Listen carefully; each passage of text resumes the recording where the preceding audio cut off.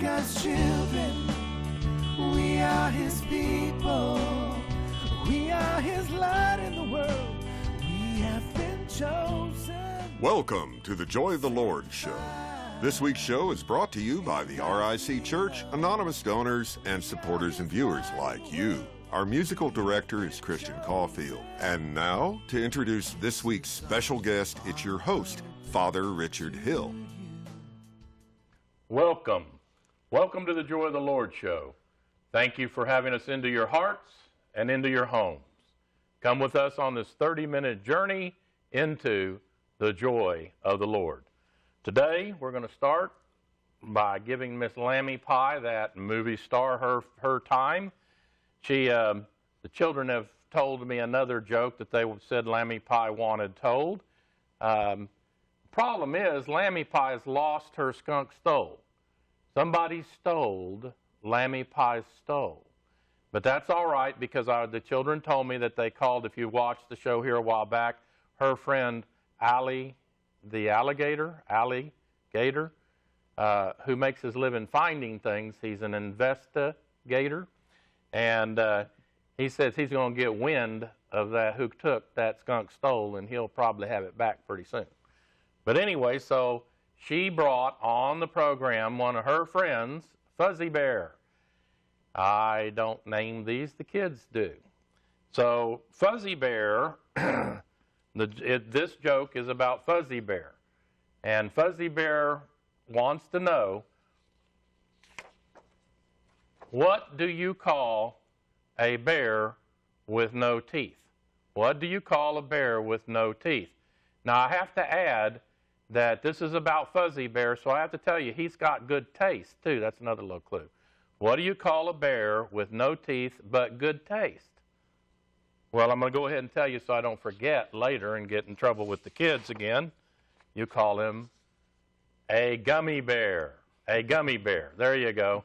That's a bear with no teeth and good taste, okay? So I did it. I hope the kids are happy. Lammy Pie had her time in the sun and got to bring her friend, Fuzzy Bear, on the program. And now they can go back to the children that they normally spend time with. All righty. At the table with me today, I've got a friend of ours and our music minister and director, Christian Coffield. That's the right way to pronounce it, Coffield. How you doing, Christian? Doing great today. Thanks for having me up here. What's going on with you? Just hanging out. This week I've got a vacation, and I'm excited about that. And Thanksgiving's coming up, so that's going to be really exciting as well. So happy Thanksgiving to everybody. Happy Thanksgiving. Yes, a nationally declared holiday. I'm surprised that some atheists haven't tried to sue for National Grumpy Day or something, you know, for equal time or something. I guess that'll be next. Oh, goodness. A Supreme Court case for, maybe National Ingratitude Day. Of course, they don't need a day for that. We got plenty of that to go around. You bet. So anyway, that would be an easy one to do, a gratitude section today. Thank God for all the people that make Thanksgiving what it hopefully is for you. And if Thanksgiving isn't a good time for you, we're sorry. We say prayers every Thanksgiving Day for those of you who are alone. And if you'll send us your prayer request, of course, we'll be happy to pray specifically for you. But tell me what's going on with the music nowadays. Well, right now I'm working on some new songs. I've got about 5 of them that I've recorded so far. And hopefully we'll be putting together a record before too long. So. Good deal. Yeah. Well, how's the contacts going with filling up the slots for music on the show? They're going pretty good, but we could always use more submissions. Like to have the highest quality talent and artists that we can on the program. So if you want to submit your nomination for to be on the Joy of the Lord show, please send me an email at coffield@tx.rr.com. And how much do we charge people to put them on the show? $0. $0. And we'll refund double your money back if you're not satisfied. Oh, it's easy to have a double money back guarantee when you're not charging anything. Okay, well, can you just give us a brief rundown? What all do you have lined up for us in the upcoming future? Well, we've got some folks, one from California as well as another one from Wisconsin. Supposed to be coming out in December time frame. We're also going to be doing some Christmas music coming up, so hopefully y'all enjoy that. I'm really looking forward to that. So, good deal. I'm still trying to put together a pickup group for some show around Christmas, to where we can get maybe Eric Engelman and 12-String Tom and a few of our friends up here just to make a joyful noise and sing, and see if we can't just do a show that's mostly old Christmas carols. Cool. That sounds great. So maybe we'll keep an eye on what's available in December for that. Okay. You got See it. if we can work that out. Okay. Well, in the music industry, there's always a tendency to get away from the message, and instead to write songs about what sell. Because, look at how many Christian artists get pushed and pushed and pushed until they become a, quote, crossover artist. We used to call that just a sellout artist, but now it's called crossover, which means instead of singing about Jesus, they take out, Jesus and put in their girlfriend or whatever, and, crying in their beer and all that sort of stuff.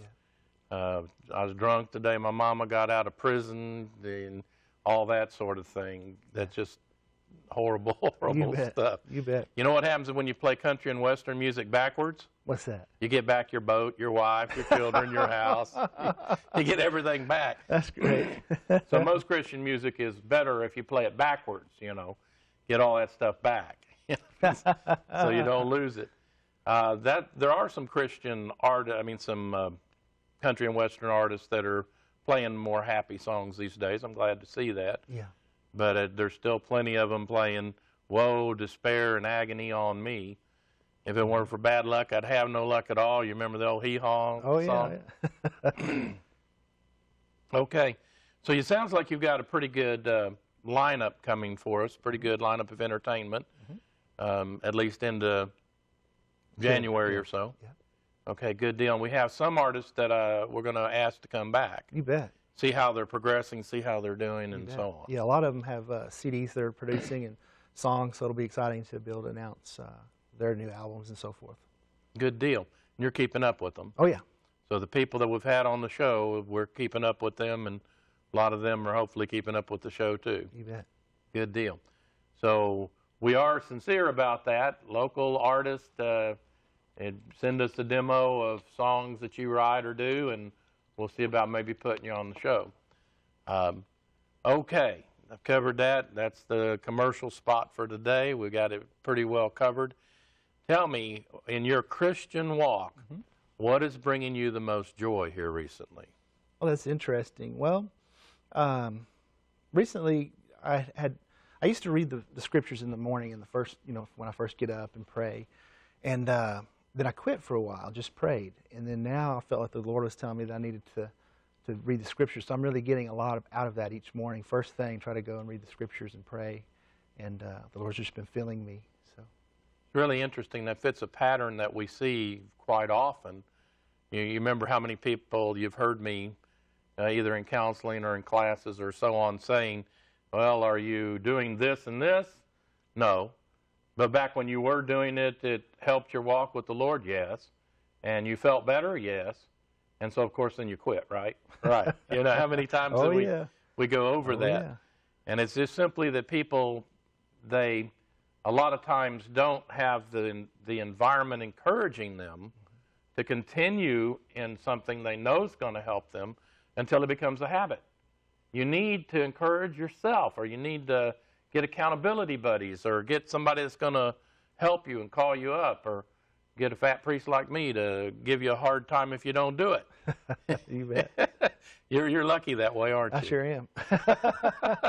You were quick to say, yes, I am. Got that in there pretty quick. But a lot of times your Christian walk will come down to that. When you pass off of this earth, a whole lot of how close you are to the Lord may be determined by how serious you were about instituting the habits that help you walk closer with the Lord. It's really strange to see so many people, and I bet there are a lot of our viewers out there. I bet this applies to you. You know things to do that uplift you, like maybe reading the scriptures in the morning, reading a book, Imitation of Christ, practicing the presence of God. There's so many great ones out there.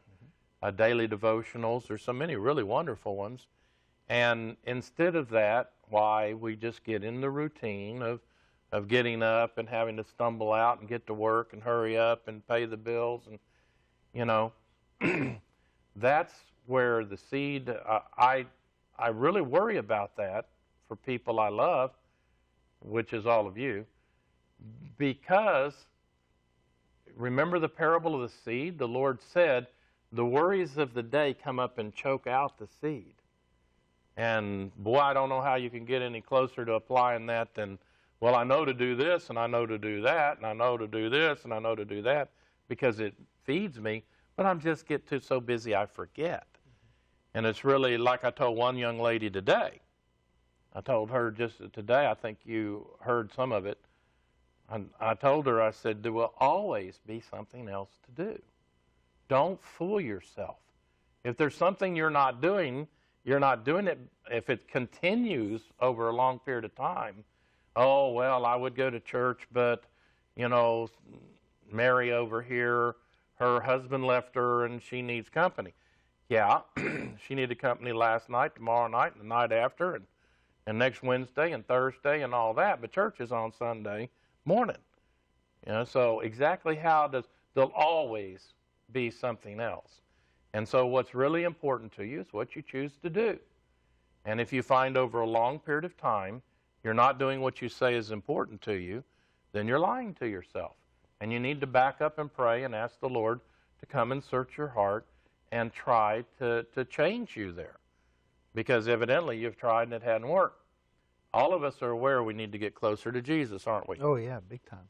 Yeah, we all say it, don't we? Mm-hmm. Mm-hmm. Well, what all's involved with actually doing it? Well, there's the big four, the prayer, praise, reading the scriptures, and gathering together in His name.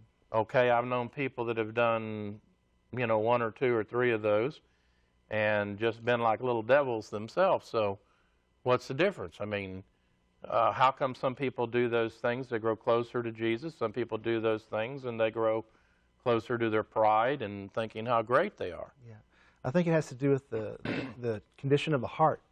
Are the prayers and are the actions sincere? Does that person diligently seek the Lord, truly? Well, I've met some people who sincerely believe they're God's gift to Christianity, and the more of this stuff they do, the worse they are to be around. So, sincerity might not be the only part of it. Humility. There you go. I was going to get you there.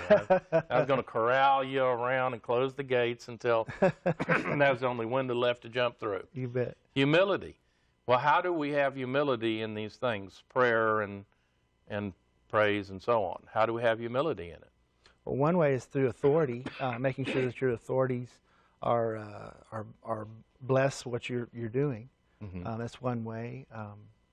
Well, let's say right this minute I want to talk to our audience and I want to tell them, okay, excuse me, let's go to prayer. Okay, what should we pray first? Lord, what do you want me to pray? There you go. There you go. That's the difference between the proud people who pray and get worse, and you probably know some and study the Bible, and all they get is more ammunition for their, God gun. I'm going to shoot you, and I'm going to shoot you, and I'm going to be like Peter. I'm going to take out my sword of the Spirit, which is the Bible, and I'm going to cut your ear off, so you can't hear anything. But I'm going to be right. I'm going to so say, and I'm going to declare it over and over again how right I am. Well, the difference is, do you go to God first and let Him lead and guide you in your studies in the Bible, in your prayers, and so on? Why don't you lead us into a quick prayer along those lines? Okay. Lord Jesus, we ask that you would please come with power and authority and knock down all doors, kick down all fences, bust out all windows, plow down all roadblocks, plow up all of our foundations, and kick out all things inside of our entire being that are not of you, Father God. Pry our eyes wide open to your truth. Slam our faces into your truth. Let us not turn to the right or to the left. Force us to see your truth. Please come with power and authority. Remove the lust of the eyes, the lust of the flesh, and the pride of life from our entire being. Nevertheless, God's will be done. I agree in Jesus' name. All right. So we're going to go to some music now. Basically, I'm going to have the opportunity to play a song for you. It's called Come Thou Fount, which is a hymn that was created in the late 1700s, and hope you enjoy it.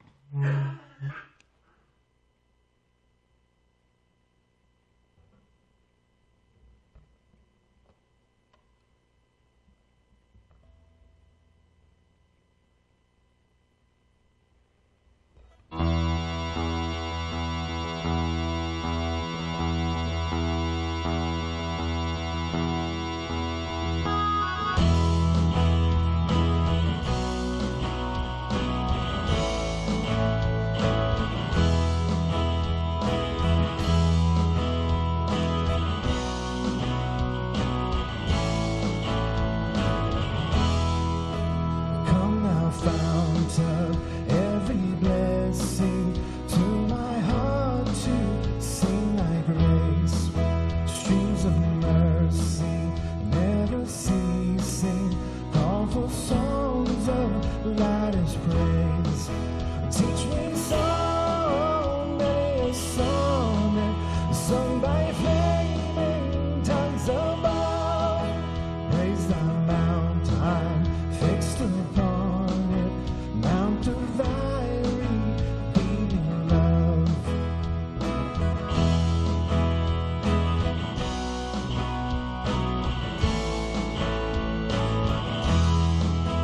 Here I raise my Ebenezer, here the thy help unbound, and I hope by thy good pleasure safely to arrive at home.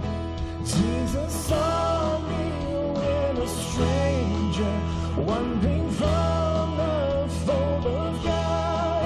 He to rescue me from danger, interpose his precious blood.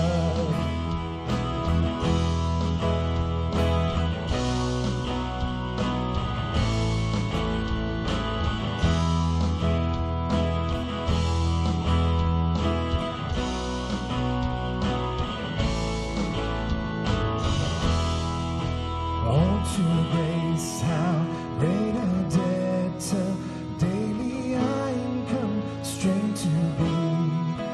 Let that grace now, like a fetter, bind my wandering heart to thee. Prone to wander, Lord, I feel it. Prone to leave the God I love. Here's my heart, oh, take and seal it for thy courts above.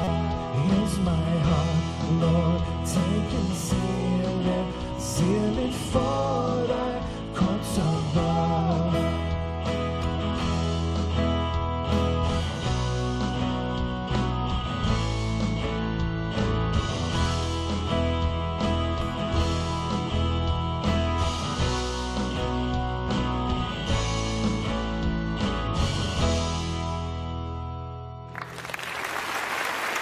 Thank you very much.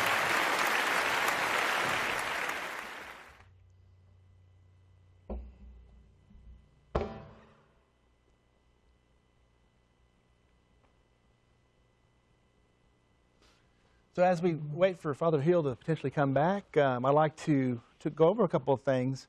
I'd like to talk a little bit about discovery versus invention and how that relates to joy within our lives. To discover things is a humble position. It requires humility. Basically, that's when you try to follow the Lord and His plan for you. And you seek what is truly God's reality, asking the Lord first for His direction. From an invention perspective, it's very proud. It's devising one's own plan without seeking the Lord first, and living in false reality, where we live in our own made-up little world. A couple of examples of this are for invention. Specifically in my life, I've tried to do ministry work under my own direction. I had a Christian rock band, was trying to do ministry, and basically it was tearing me apart. From a discovery perspective, I was in that Christian rock band for about 5-6 years, and basically, you know, we weren't doing things right. We're violating God's principles. And but the Lord showed us a different way as I cried out to Him. And when you cry out to the Lord, He'll send somebody for you. He'll give you a word. He'll show you a sign. It's an amazing thing. And if He'll do that for me, I know He'll do that for you.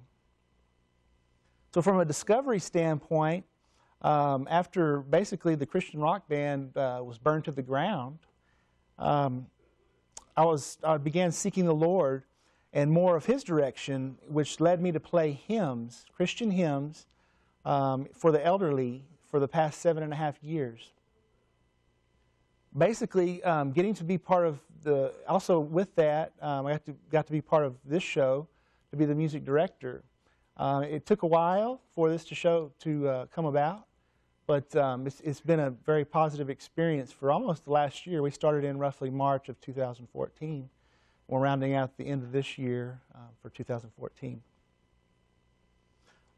It was interesting, you know, when I started to discover more about what the Lord was doing in my life from a ministry perspective, with going and playing the hymns at the elderly homes, I learned a whole lot. I really didn't like the music that much that I was performing, the old hymns. I wanted to do a rocked up version and all that good kind of stuff. But it's interesting because the Lord humbled my heart through these songs in that area of my life. And I didn't deserve it, but I'm very happy that He did.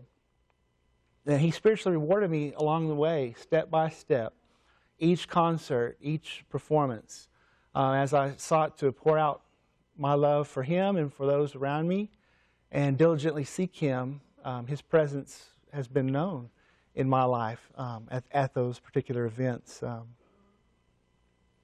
Also, you know, with the formation of this show, it just basically fell into our lap from a discovery perspective. We didn't come and say, hey, let's create a TV show. Let's try to be on TV and all that good stuff. You know, when I was younger, I thought about concepts like that, but it's really very interesting because basically I used to lay on my couch and watch like TBN channels and Christian programs, and I thought, man, how neat that would be to be able to sing on one of those shows. And here we are. I have the opportunity to be the music director of this particular show. I'm very humbled by that opportunity. Also, during this last 7.5, 8 years, it's been way more rewarding and energizing to follow and discover what the Lord has been doing from a ministry perspective, instead of trying to have my own inventive way of serving the Lord. Rather, the Lord, basically the Lord loves us. He loves you very much. He loves me. He wants us to diligently seek Him. And when we do that, He rewards us, which is awesome. And I encourage you to cry out to the Lord, to pray, and ask Him how He wants to use you, because He will reveal that, which is a great thing. So to tie this back around, basically, you know, so how does discovery versus invention relate to joy and the Joy of the Lord show? Well, as we talked about in other episodes of this show, humility versus pride. So discovery is more of a humble path. Invention is more of a proud path. And hopefully my witness to you today is that basically the joy of the Lord has been upon my life through discovery, not trying to invent. And that's just been really awesome.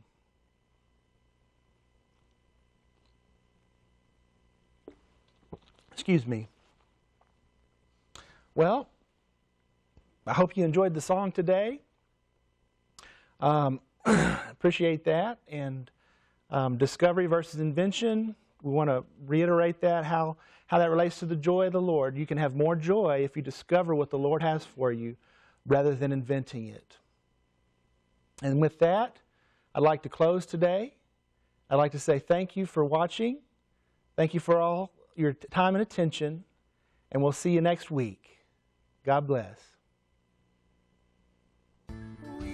Thank you for watching the Joy of the Lord show. Tune in next Saturday at 6 to share the joy of the Lord with us again. We have been chosen.